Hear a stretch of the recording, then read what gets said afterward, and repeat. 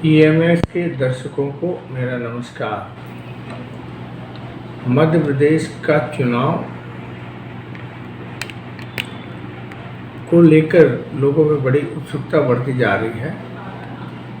पिछले दिनों प्रधानमंत्री नरेंद्र मोदी के भी मध्य प्रदेश में कई दौरे हुए। राहुल गांधी और प्रियंका गांधी भी मध्य प्रदेश के दौरे पर आए हैं। पार्टियों ने खूब सर्वे कराकर और अपने अपने जीतने वाले प्रत्याशियों के बारे में खूब मंथन कर लिया है। और इसमें भारतीय जनता पार्टी ने सबसे पहले कांग्रेस की उन सीटों पर जहां वो भाजपा बहुत सालों से नहीं जीत पा रही थी या जो उनके लिए चुनौती बनी हुई थी, उनके लिए सीटें घोषित कर दी थी। 3 सूचियां ले दी थी, करीब उसमें 70 प्रत्याशी घोषित कर दिए थे। इसमें केंद्रीय मंत्री और सांसदों को भी चुनाव मैदान में उतारने की कोशिश की गई है। भारतीय जनता पार्टी ने शुरू में जो केंद्रीय मंत्री और सांसद उतारे थे, उसके बाद एक माहौल बना था कि भारतीय जनता पार्टी कांग्रेस की सीटों को छीनने के लिए इस बार पुरजोर मेहनत करेगी और पूरी तैयारी के साथ उन्होंने दिग्गज नेताओं को उतार दिया है। लेकिन जैसा माना जा रहा है कि पूर्व मंत्री कैलाश विजयवर्गीय जी, जो अभी भारतीय जनता पार्टी के राष्ट्रीय महासचिव भी हैं, वह चुनाव लड़ने के इच्छुक नहीं थे और उनका पुत्र जो है वहाँ से विधायक है। अब जाहिर है कि 2 में से किसी एक को टिकट मिलेगी और कैलाश विजयवर्गीय जी नहीं चाहते हैं कि उनके पुत्र की टिकट कटे और वो उसको राजनीति में आगे बढ़ाना चाहते हैं। कुछ इसी तरीके से अभी नरेंद्र सिंह जी तोमर दिमनी विधानसभा सीट से उन्हें टिकट मिली है, लेकिन अभी तक वो वहाँ पर गए नहीं हैं और उन्होंने कोई कामकाज शुरू नहीं किया। हालांकि वो उनके ज़िले की सीट है और प्रधानमंत्री और ये सब दौरे हो रहे थे, केंद्रीय नेता भी आ रहे थे, तो उनके ऊपर दोहरी जिम्मेदारी है। अभी तक वो अपने विधानसभा क्षेत्र जिसके प्रत्याशी बनाए गए वहाँ गए नहीं हैं। लेकिन यह माना जा रहा है कि केंद्रीय मंत्री और सांसद चुनाव लड़ने के बहुत ज़्यादा इच्छुक नहीं हैं। फिर जो टिकटें घोषित हुई हैं उसमें भी भारतीय जनता पार्टी के अंदर ही एक नई चुनौती कार्यकर्ताओं से मिलना शुरू हो गई है और कई स्थानों पर विस्फोटक स्थिति बनी है।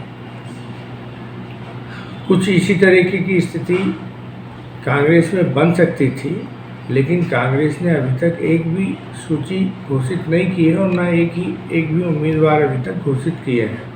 वो इंतज़ार कर रहे हैं कि भारतीय जनता पार्टी के सीटें घोषित हो जाएं, प्रत्याशी सामने आ जाएं, उसके बाद वो अपने प्रत्याशी घोषित करेंगे। उन्होंने भी 4-4, 5-5 सर्वे कराए हैं और सर्वे कराकर जीतने वाले कैंडिडेट जिनकी अच्छी पोजीशन है, ऐसा वो मानते हैं कि जो अच्छी कड़ी चुनौती दे सकते हैं, और अधिकांश हम उन्हीं को टिकट देंगे जो चुनाव जीत सकते हैं। तो उसके लिए पिछले 6 महीने से कांग्रेस सर्वे के माध्यम से और विभिन्न नेताओं के माध्यम से, कार्यकर्ताओं से जान रही है कि कौन सा योग्य प्रत्याशी होगा। और पहली बार कांग्रेस बिना किसी गुटबाजी में फंसे और लग रहा है कि वो ऐसे उम्मीदवार चुनाव मैदान में उतारना चाहती जो चुनाव जीत के आ सकें। कमलनाथ को जिस तरीके से हटना पड़ा था मुख्यमंत्री पद से कि कांग्रेस के विधायकों का दल बदल करा के, और जो भारतीय जनता पार्टी ने सरकार बनाई थी उसको उन्होंने अपने मन में ले रखा है कि हमारी सरकार जिस तरीके से गिराई गई है तो एक बार हम फिर से मध्य प्रदेश के मुख्यमंत्री बनेंगे। तो उन्होंने खूब मेहनत पिछले 3 सालों में की है और पार्टी संगठन को बहुत मजबूती के साथ जोड़कर, और ऐसा लग रहा है कि वो चुनाव जीतने में कोई कसर छोड़ना नहीं चाहते हैं। अभी तक की जो रिपोर्ट है कि पहले कांग्रेस की सभाओं में इतनी भीड़ नहीं दिखती थी, लेकिन अभी प्रियंका गांधी, राहुल गांधी की जो सभाएं हुई हैं उसमें ज़बरदस्त भीड़ आई है और सो मोटू कांग्रेस की भीड़ आ रही है। तो कहीं ना कहीं ये लगता है कि कोई परिवर्तन की लहर जनता के बीच से शुरू हो गई है। ऐसा लगता है कि कांग्रेस का जो है सो तो ठीक है, लेकिन 2023 का विधानसभा चुनाव ये जनता लड़ रही है सरकार से।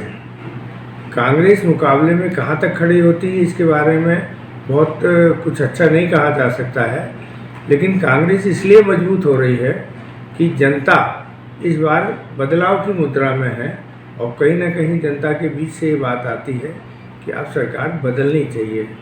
तो इसको लेकर मध्य प्रदेश का चुनावी पारा बहुत बढ़ा हुआ है और कांग्रेस के लिए सबसे अच्छी बात यह है कि यदि जनता परिवर्तन चाहती है तो 2003 जैसे चुनाव परिणाम कांग्रेस के पक्ष में आ सकते हैं, क्योंकि जब जब जनता परिवर्तन के मूड में आती है तो बिल्कुल अप्रत्याशित चुनाव परिणाम सामने आते हैं। तो 2003 के विधानसभा चुनाव सुश्री उमा भारती जी के नेतृत्व में लड़े गए थे और तब कांग्रेस के सामने भाजपा की पोजीशन कमज़ोर थी और दिग्विजय सिंह प्रबंधन के माध्यम से चुनाव जीतने के 2 बार उन्होंने लगातार मध्य प्रदेश के मुख्यमंत्री रहे हैं। तो वो अजेय बनने की कोशिश कर रहे थे और उसी समय उन्हें करारी पराजय 2003 में झेलना पड़ी थी। इस बार भी चुनाव में लगभग यही स्थिति है कि कांग्रेस भी मेहनत काफ़ी 3 साल से मेहनत कर रही है, उसने अपने पार्टी संगठन को मजबूत किया है और सबसे बड़ी बात यह है कि जनता अब कांग्रेस के साथ आती हुई दिख रही है और उसे कांग्रेस से कोई मोहब्बत हो ऐसा कोई बहुत ज़्यादा लगता नहीं है, लेकिन जो भाजपा की नाराज़गी है तो वो नाराज़गी का जो वोट है वो कांग्रेस की तरफ जा रहा है और यही कांग्रेस के लिए बहुत अच्छे संकेत आ रहे हैं कि कांग्रेस सरकार बना सकती है। कड़ा मुकाबला है।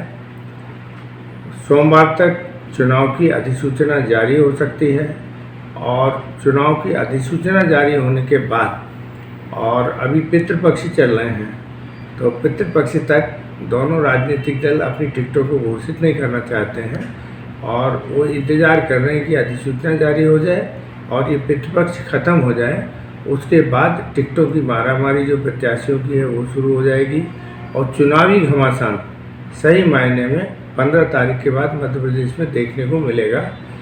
इतना कहा जा सकता है कि इस बार के मध्य प्रदेश विधानसभा के चुनाव आश्चर्यजनक परिणाम देने वाले होंगे और इसमें बहुत सारी ऐसी उथल पुथल होंगी जिनकी कल्पना अभी कोई कर नहीं पा रहा है, लेकिन बदलाव का बहुत बड़ा संकेत पब्लिक के बीच से आ रहा है और ये चुनाव अपने आप में बहुत रोचक भी होंगे और जो चुनाव परिणाम आएंगे वो लोगों को मतलब आश्चर्यचकित भी करेंगे, ऐसा माना जा रहा है। धन्यवाद।